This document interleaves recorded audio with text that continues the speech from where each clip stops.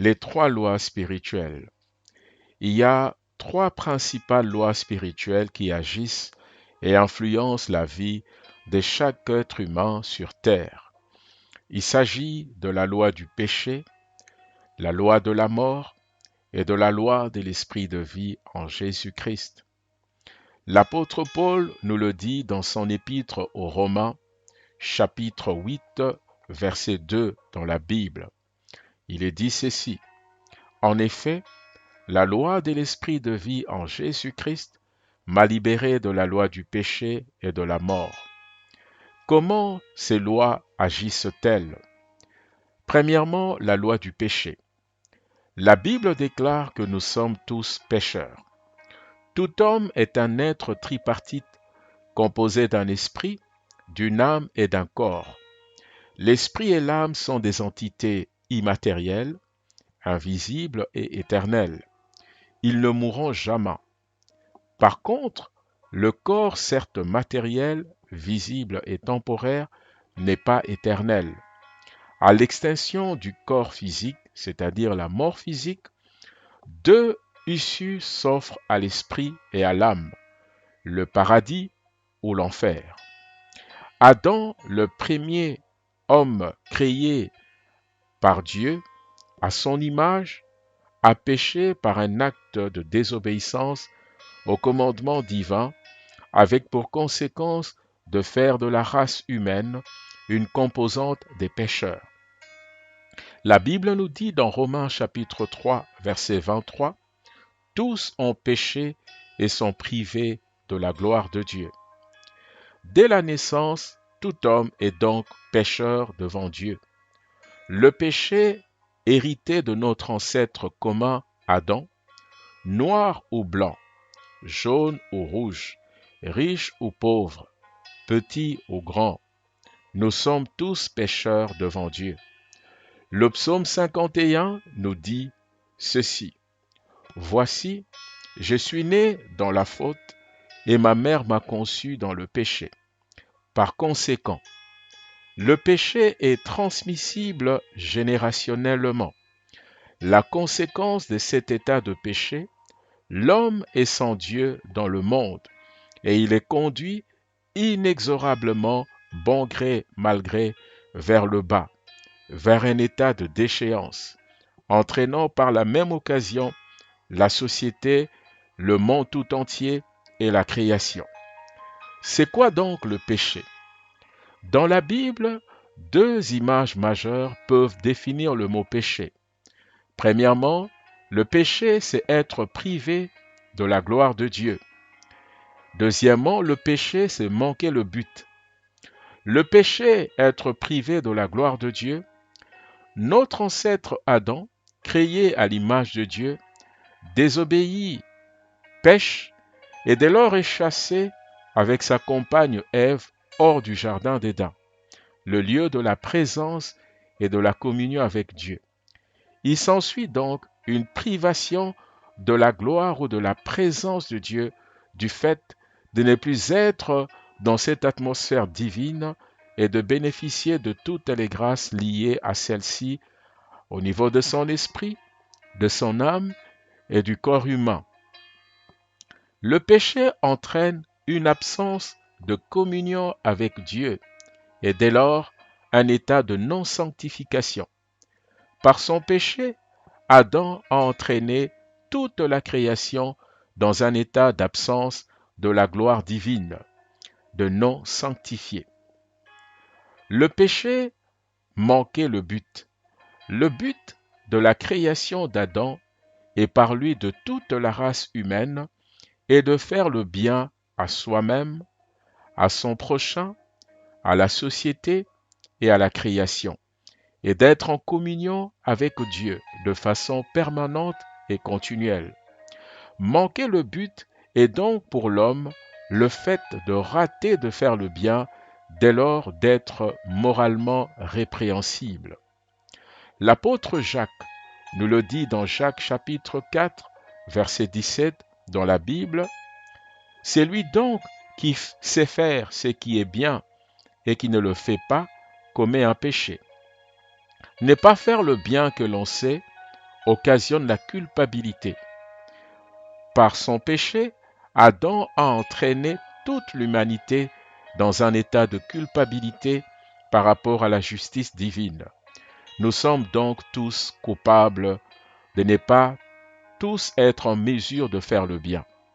Nul n'est intelligent, nul ne cherche Dieu, tous se sont égarés, ensemble ils sont pervertis. Il n'en est aucun qui fasse le bien, pas même un seul. Romains chapitre 3, des versets 11 à 12. Quelles en sont les conséquences de la loi du péché? La loi du péché tire l'homme vers le bas, inéluctablement vers une déchéance morale, un état de perversion, dans l'alcool, dans la drogue, dans la prostitution, dans la pornographie, dans le matérialisme invétéré, dans toute espèce d'addiction et de dépendance, dans l'anxiété, les angoisses, des phobies, dans la dépression et encore. La loi du péché est plus forte que l'homme. Elle a une puissance d'attraction quasi identique à la loi de la pesanteur ou de l'attraction terrestre. Elle le conduit à la captivité, à l'esclavage, car celui qui commet le péché est esclave du péché, nous dit l'apôtre Paul dans Romains chapitre 6, verset 20 dans la Bible. Deuxième loi, la loi de la mort. Le péché de désobéissance d'Adam a conduit l'humanité tout entière sous le joug de trois types de mort. La mort spirituelle, celle de l'esprit de l'homme du fait de la séparation avec Dieu, de l'absence de la gloire en l'homme. La mort physique, celle de l'âme de l'homme du fait de son incapacité à pouvoir faire le bien qu'il sait moralement pécheur donc. La mort physique, celle du corps. Dieu a limité la durée de vie de tout homme sur terre à 70 ans à cause du péché. Le nombre de nos années s'élève à 70 ans et si nous sommes vigoureux à 80 ans, nous dit le psaume 90 au verset 10. La vie est donc un don gratuit que l'homme reçoit de Dieu. À la fin de celle-ci, il devra en rendre compte devant Dieu. La Bible affirme qu'il est réservé aux hommes de mourir une seule fois. Il n'y a pas de réincarnation ni de karma. Il n'y a pas de seconde chance. Après quoi vient le jugement dernier. Hébreux chapitre 9 au verset 27. La finalité de l'homme après sa mort physique est le jugement devant le tribunal divin pour le bien ou le mal qu'il aurait fait durant toute sa vie sur terre. C'est un jugement sans autre issue qu'une condamnation à être jeté dans les temps de feu et de soufre que Dieu a préparé pour Satan, le diable, le séducteur de la race humaine, ses anges et tous les hommes qui ne se seront pas réconciliés avec Dieu durant leur vie terrestre. Qui de nous n'a jamais commis le mal? Qui de nous n'a jamais péché? Personne. Dès lors, sommes-nous tous inéluctablement condamnés ou candidats à l'enfer et à l'étang de feu et de soufre? La réponse est non. Nous ne sommes pas tous candidats à l'enfer, car Dieu a prévu une porte de sortie, un moyen, une solution. Il s'agit de la personne de Jésus-Christ. Car Dieu est un Dieu qui donne. Il ne laisse pas l'homme sans solution. Il est écrit de lui, car Dieu a tant aimé le monde qu'il a donné son Fils unique, afin que quiconque croit en lui ne périsse pas, mais qu'il ait la vie éternelle. Et le Fils, c'est Jésus-Christ. Jean chapitre 3, verset 16. La loi de l'esprit de vie en Jésus-Christ, la troisième loi. Jésus-Christ est le remède de Dieu contre cette gangrène, cette lèpre, ces cancers qu'est le péché. Comment? En faisant de l'homme qu'il accepte une nouvelle créature. Si quelqu'un est en Christ, il est une nouvelle créature, les choses anciennes sont passées, et voici toute chose est devenue nouvelle. C'est une solution radicale qui consiste à ne pas relooker l'homme pécheur, ni le lifter, mais en faire carrément une nouvelle créature. Cela est écrit dans 2 Corinthiens au chapitre 5, verset 17. Le fait de devenir une nouvelle créature en Jésus-Christ donne à Dieu la capacité, premièrement, de nous libérer de toute captivité. Jésus libère les captifs. Deuxièmement, de nous ramener dans le joug de la présence et de l'amour de Dieu. Jésus ne repousse pas les pécheurs. Il cherche afin de les sauver du péché. Jésus ne rejette personne. Jésus ne rejette personne qui se tourne à lui. Jésus ne rejette personne qui crie à lui. Jésus ne rejette personne qui a besoin d'aide. Il veut que chaque homme qui se sent pécheur, qui se sent limité, qui se sent à bout, qui se sent déprimé, opprimé, qui se sent angoissé, qui se sent troublé, prête à se suicider, prête à se donner la mort, prête à tout abandonner. Tout homme qui crie, mais Dieu, où es-tu? Tout homme qui est sous un esclavage quelconque, Jésus veut absolument que cette personne soit sauvée, libérée du péché et libérée de tout esclavage. Troisièmement, de nous tirer vers le haut. Jésus descend dans les profondeurs de l'abîme et des ténèbres où l'homme pécheur est retenu captif et lui tend sa main pour le sortir du gouffre et le tirer vers le haut. C'est pourquoi il est dit, il est monté dans les hauteurs, il a emmené des captifs et il a fait des dons aux hommes. Or, que signifie il est monté, sinon il est aussi descendu dans les régions inférieures de la terre. Éphésiens chapitre 4, versets 8 à 9. Quatrièmement, de faire de l'homme pécheur enfant de Dieu. Jésus réconcilie l'homme pécheur à Dieu et le fait naître de nouveau en enfant de Dieu. Mais à tous ceux qui l'ont reçu, elle a donné le pouvoir de devenir enfants de Dieu, à ceux qui croient en son nom. Jean chapitre 1er, des versets 12. C'est cela la nouvelle naissance. Celle-ci confère à l'ancien pécheur, devenu enfant de Dieu, de vivre éternellement auprès de Dieu, même après sa mort physique. Son esprit et son âme vivront éternellement dans le paradis de Dieu, c'est-à-dire au ciel. C'est ça la bonne nouvelle que l'évangile de Jésus-Christ annonce à l'humanité tout entière. Cette nouvelle naissance, personne ne sait l'expliquer. C'est un mystère caché à l'intellect humain, mais seul Dieu en connaît le secret, le mode de fonctionnement, et lui seul peut l'actionner si seulement si l'homme pécheur décide d'ouvrir son cœur à Jésus-Christ, de le confesser et de faire de lui son Seigneur et son Sauveur par une simple confession de foi, par une simple déclaration de sa bouche qui émane d'une conviction intérieure dans son cœur. Cette nouvelle naissance, personne ne sait l'expliquer.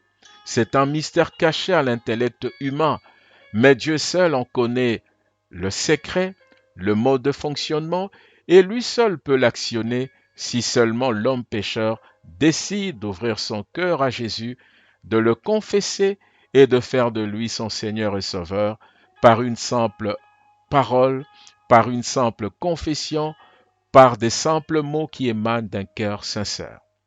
En effet, il est dit ceci dans Romains chapitre 10, versets 9 à 11. Si tu confesses de ta bouche le Seigneur Jésus, et si tu crois dans ton cœur que Dieu l'a ressuscité des morts, tu seras sauvé. Car en croyant du cœur, on parvient à la justice, et en confessant de la bouche, on parvient au salut. Selon ce que dit l'Écriture, quiconque croit en lui ne sera pas confus. Veux-tu faire cette prière d'acceptation avec moi? Car les conséquences de la confession de la foi en Jésus, le fait de faire la prière que nous allons faire ensemble tout à l'heure, va générer de conséquences positives pour ta vie. Alors, veux-tu faire cette prière d'acceptation, de recevoir le Seigneur Jésus dans ton cœur, de le confesser de tes lèvres et de ta bouche comme ton Seigneur et Sauveur? Faisons-le ensemble. Dieu Tout-Puissant, je reconnais mon état de pécheur et je m'en répands. Je te demande de me pardonner de tous mes péchés. En ces jours, je reçois Jésus-Christ dans mon cœur comme mon Sauveur et mon Seigneur. Et je crois dans mon cœur qu'il est mort à la croix et ressuscité pour le salut de tous les hommes, dont moi-même. J'accepte de marcher en nouveauté de vie comme enfant de Dieu jusqu'à la fin de mes jours. Accepte-moi donc dans ta présence, Père éternel, au nom de Jésus-Christ, mon Sauveur et mon Seigneur. Amen. Nous nous réjouissons ensemble le fait que tu as fait cette prière. Maintenant, comme la Bible nous l'a dit, à tous ceux qui l'ont reçu, à ceux qui croient en son nom, il leur a donné le pouvoir de devenir enfants de Dieu. Le fait d'avoir fait cette prière ensemble avec moi, vous devez à présent vous approprier ces vérités dès maintenant et pour toujours par la foi. Tous vos péchés viennent d'être pardonnés et effacés. Vous êtes maintenant un véritable enfant de Dieu. Votre nom est inscrit dans le livre de vie de l'agneau de Dieu qui est Jésus-Christ. Vous devez tenir ferme jusqu'à la mort en gardant la bienheureuse espérance de la manifestation de Jésus-Christ, notre Seigneur. Vous me direz, que faut-il faire maintenant que je suis devenu enfant de Dieu? Comme tout enfant nouveau-né, vous êtes appelés à grandir et à être entourés.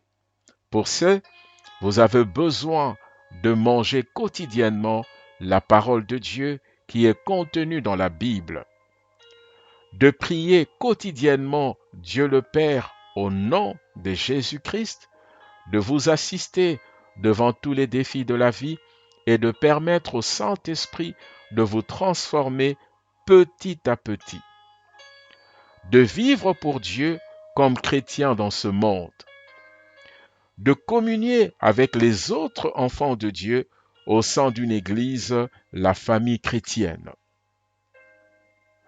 Notre prière pour vous, ma prière pour vous, s'inspire de l'apôtre Paul. Que Dieu le Père vous donne, selon la richesse de sa gloire, d'être puissamment fortifié par son esprit dans l'homme intérieur, que le Christ habite dans vos cœurs par la foi et que vous soyez enracinés et fondés dans l'amour pour être capables de comprendre avec l'ensemble du peuple de Dieu combien l'amour du Christ est large et long, haut et profond. Éphésiens chapitre 3, versets 16 à 18. Que le Seigneur vous bénisse abondamment et soyez heureux et épanouis en tant qu'enfants de Dieu et dans la grande famille des enfants de Dieu qu'est l'Église du Seigneur Jésus-Christ. Amen.